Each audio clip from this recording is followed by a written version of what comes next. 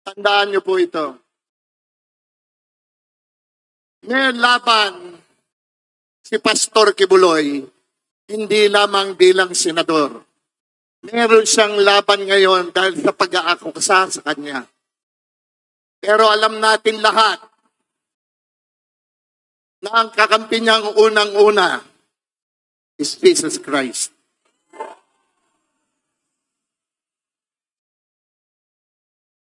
If you dwell in the shelter of the Most High, you will rest upon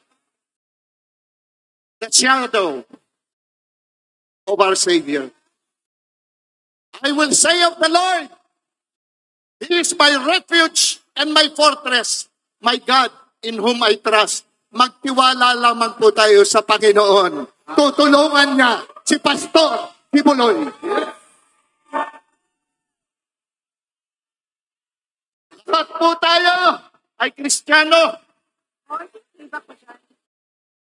Lahat po tayo ay Pilipino. Tulungan natin sa ating mga dasal si Pastor Kibuloy. Kailangan niya ang mga dasal natin. Hindi siya dapat husgahan ngayon pa lang dahil mali yan. Alam ko kung gano'n yung kamahal si Pastor Kibuloy. Mahal din namin siya. Kasi hindi kami naniniwalang nagawa niya ang mga ibinibintang sa kanya. Ngayon bang tumangkilik sa inyo sa aking mga oborang pelikula noon? Nakakataba naman po ng puso at nakakataba din ng pawis. Lahat po ng tumangkilik sa akin noon ay parte na ng aklat ng aking kailanman. Kayo po, ang gumawa sa akin superstar. Kayo po, ang gumawa ko kayong lahat. Pinagbuti ko, 27 beses po ako nanalong best actor. Hindi ko po ipinagmamalaki yung pagkapanalo ko. Dahil yan ay ibinabalik ko lahat kay Jesus. To God be the glory and honor. It's never about us. It's always about Him. Lahat po yan ay hinahandog ko sa Kanya. Akala ko po, nagawa ko na ang lahat. Nung makilala ko po, at makasama ko, si Senator Bongo, na bago ho lahat, nakita ko po ang realidad. Ang realidad ng pagmamalasakit at pagbibigay serbisyo sa kapwa natin Pilipino. Palakpakan nyo naman yung katatapos lamang magsalita dito. Sinundan ko po siya. Mula noong 2019 nang tumakbo siya. Unang araw pa lamang po ng kanyang kampanya ay sinamahan ko na siya. Mula noon hanggang ngayon, magkasama kaming dalawa. Ang tunay na magkaibigan ay walang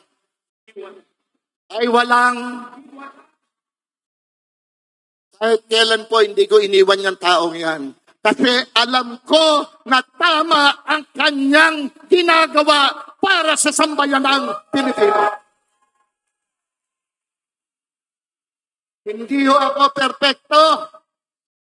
Dami ko nga hong batikos na inaabot. Pero tinatanggap ko po lahat ng batikos na yan. Ang dami pong nagbabash sa akin. Tinatanggap ko po lahat yan. Kasi alam ko, yan po ang kanilang hanap buhay. Diyan sila nakakakuha ng pambili ng mga pagkain para sa kanilang hapagkainan. Hindi po ako magagalit sa kanila. Pinagdadasal ko pa po sila. Akala ko nga nagawa ko na lahat. Yung pala, napakalaki pa ng aking kulang. Nakita ko, ang pinakamahirap na mahirap dito sa ating bansa. Lahat yata ng bundok ng Pilipinas ay narating ko na. Alam niyo po, karamihan senior citizens, kinakausap ako, nakikiusap sa akin na sana'y tumakbo akong senador. Sabi ko, hindi ko po alam kung ano, parang awa mo na. Tumakbo ka at kung manalo ka, huwag mo naman kaming pabayaang mga senior citizens. Sinabi ko po, kung ito'y mangyayari dahil kagustuhan ng nasa taas. At ito na nga po, nangyari na. Nagbubukas po ako ng panibagong aklat ng aking buhay. Ngunit hindi bilang artista. Aklat ng aking buhay sa politika. Sambayanang Pilipino. Kung ako'y sinuportahan nyo nun, maaari po ba kung umabot muli sa inyong lahat na makuha ang inyong support?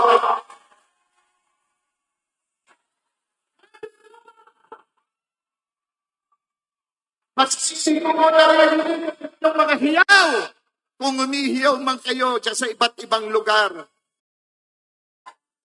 Ang puso ko po ang nagsasalita. Gusto ko pong maglingkod sa sambayanang Pilipino. Gusto ko pong ibigay ang huling bugso ng aking buhay sa paglilingkod sa sambayanang Pilipino.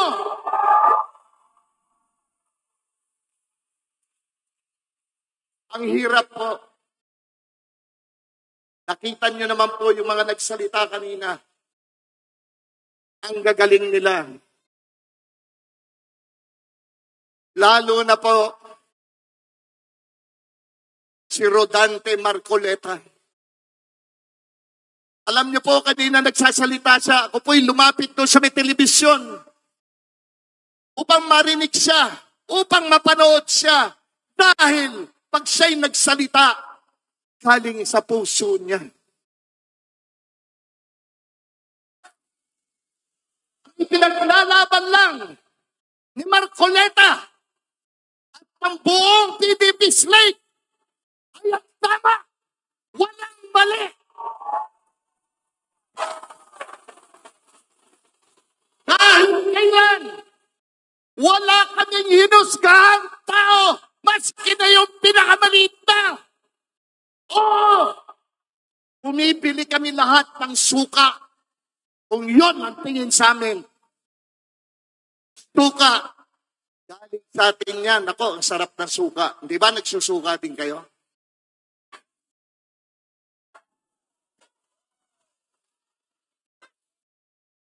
Nakinig ako kay Rodante Marcoleta kanina.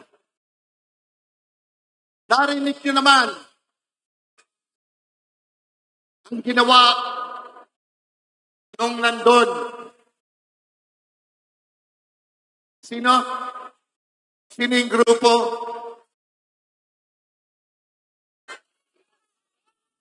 Ang Quadcom na kung tawagin nila. Pinai-impeach pilit ang ating mahal na Vice President Inday Sara Duterte. Ginagawa nilang magnanakaw o nagnakaw ang ating Vice Presidente. Ito naman ang sa akin, sambayanang Pilipino kung kayo'y nanonood. Walang magnanakaw na Duterte.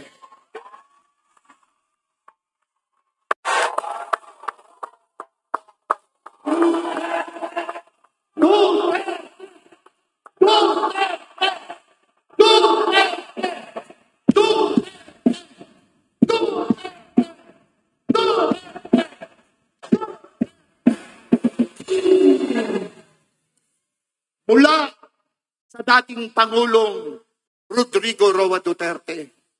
Pati na kay Kong Pulong Duterte, pati na kay Mayor Baste Duterte, lalo na kay VP Inday Sara Duterte, wala pong magnanakaw dyan.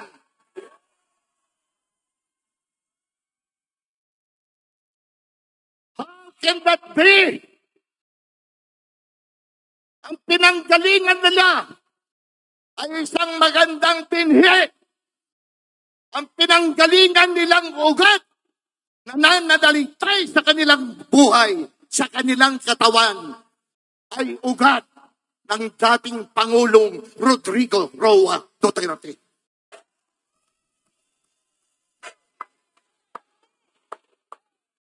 Ito at sa akin, pwede ba akong makiusap sa inyong lahat? Sambayanang Pilipino, pwede ho ba talagang vote straight tayo, PDP laban?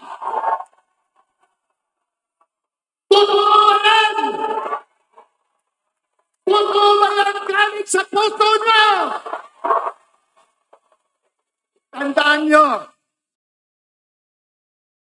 ang laban namin ay laban nyo.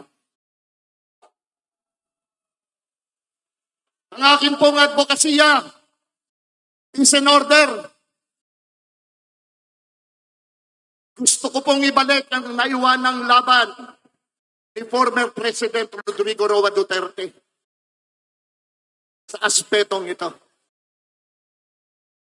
Gusto ko pong magbalik ang tiwala ng mga magulang na makakauwi ang kanilang mga anak sa kanilang tahanan na ligtas, na hindi makikidnap, hindi magagahasa, hindi mapapatay. Si Digong lang po ang gumawa niyan. Kasama si Tagamo sa Bato, Ronald Bato de la Rosa.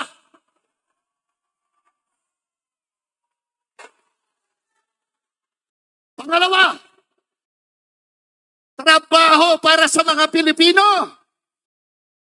Yan po ang dapat natin bigyang pansin. Ang magkatrabaho ng ating mga kapatid na Pilipino. Kasi po, napapag-iwanan. Naghihikaho sila. Ang gusto lang nila, sana magkahanap buhay ako. Sana magkahanap buhay kami mag-asawa. Para maitaguyod namin ang aming pamilya. Kung hindi tayo kikilos, kung hindi tayo makakagawa ng batas, na matibay na batas, para sa mga Pilipino na magkatrabaho, ano na mangyayari sa Pilipinas? Ano na mangyayari? Lalo sa pinakamahihirap na mahirap. Suntok po dapat teknolohiya at infrastruktura ng mga Pilipino. Yan po ang pag-asa ng ating bayan. Totoo naman po yan. Pero paano po nilang mapapakita ang kanilang mga potensyal kung napapabayaan naman po natin ang mga pangangailangan nila sa edukasyon?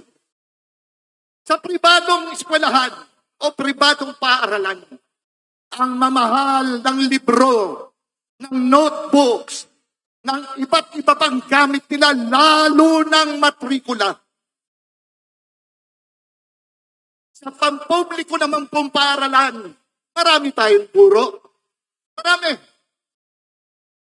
Pero kulang tayo sa class buildings.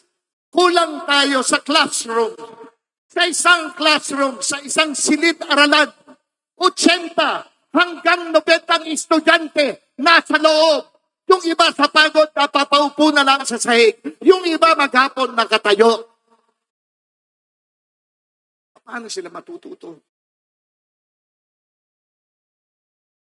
Nararamdaman nyo ba ang sinasabi ko? Pasensya na kayo. I'm a very passionate person. Gusto ko pong matugunan ito. Gusto ko pong maiayos ang kinabukasan ng mga kabataan natin lalo na mga estudyante. Dapat po, mapalakas ang pondo para sa edukasyon. Para ang pampublikong paaralan, madagdagan ng mga class buildings at classrooms.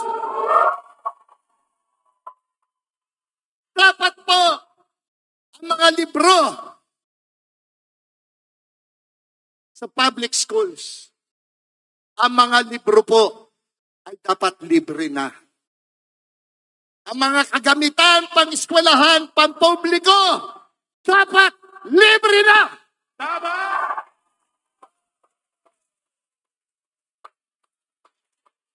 At ang pampublikong para naman, kailangan po talaga ibaba ang matrikula nila.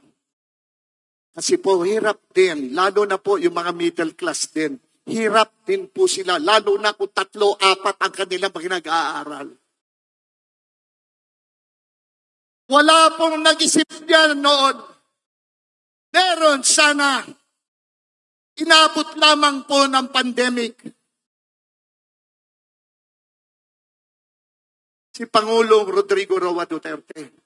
Pero anong ginawa niya? Hindi siya tumigil sa kakahanap ng gamot na pwedeng panlaban sa COVID.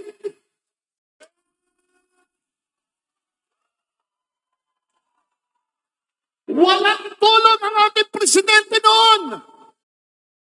Nagtatrabaho hanggang alas 6, alas 7 ng umaga. Para lamang maaksyonan ang pangangailangan ng sambayanang Pilipino. Yan ang Pangulo. Una, ang kapwa natin Pilipino sa kanyang puso't isipan. Palakpakan natin, former President Rodrigo Roa.